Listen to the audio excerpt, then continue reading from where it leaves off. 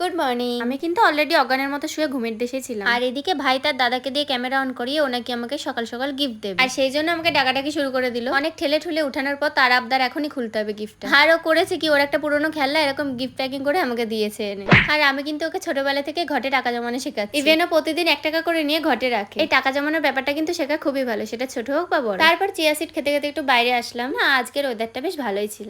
ভাবছো তো এত খুশি কেন? আরে আরে জানোই তো, বাঙালি মানে ওই একটু লুচি আলুর দম, লুচি ঘুগনি এইসব প্রিয়। আর তাই মা সকাল সকালে ঘুম থেকে ওঠার পরই ভেজে দিল গরম গরম লুচি। আর আমি তো একেতে ফাস্ট ফুড লাভার, তো আমার তো এগুলো ভালো লাগবেই অবভিয়াসলি। এন্ড যেটা ছাড়া আমার সকাল বিকাল কিছুই শুরু হয় না, চা। তারপরে সকাল সকাল টিফিন করার পর এদিকে প্রেশার মাপামাপির কাজ চলছিল। আমি তো খুব বাধ্য মেয়ে, টাইম টু টাইম খাওয়া দাওয়া ঘুম সবকিছুই করি। তাই আমার কনফিডেন্স লেভেল লো না হলেও প্রেশারটা মাঝে মাঝে লো হতেই থাকে। তারপর পাকামো করে একটু নিজেও ডাক্তারি শুরু করে দিয়েছিলাম। প্রথমে বাবার প্রেশারটা মেপে দিলাম, তারপরে মায়েরটা। তারপরে ফোন নিয়ে 1 ঘন্টা মতো অজ্ঞানে পড়ে থাকার পর আমার মাথায় হুশ হলো বেলা 3টে বাজে, এবার অন্তত স্নান করতে যা। তাই ঝটপট করে টাওয়েলটা নিয়ে আয়নার সামনে স্টাইল মারতে মারতে চলে আসলাম স্নান করে। তারপর স্কিন কেয়ার। আর দুপুরের লাঞ্চে আজকে ছিল বাটা মাছের ঝোল আর পেঁপে চচ্চড়ি। ধোয়া জামা কাপড়গুলো এক এক করে ভাঁজ করে সব গুছিয়ে রাখলাম। সত্যি নতুন নতুন জিনিস ইউজ করতে খুবই ভালো লাগে। যেমন এটা আসার পর কিন্তু আমি এখন রোজকার জামা কাপড় সব গুছিয়ে রাখি। তারপর আবারও সন্ধ্যেবেলা 1 কাপ চা নিয়ে বসে গেলাম সবার সাথে আড্ডা দিতে। সন্ধ্যেবেলা কিন্তু কাকু কাকিরা এসেছিল, আর এর দিকে যত বদমাইশি সব আমাকে নিয়ে। তারপর রাতে ডিনার করার পর হঠাৎ আবার চকলেটের ক্রেভিং ওঠে। চলো আমি ঘুমাতে যাই, আজকের মতো টাটা, দেখা হচ্ছে কালকে।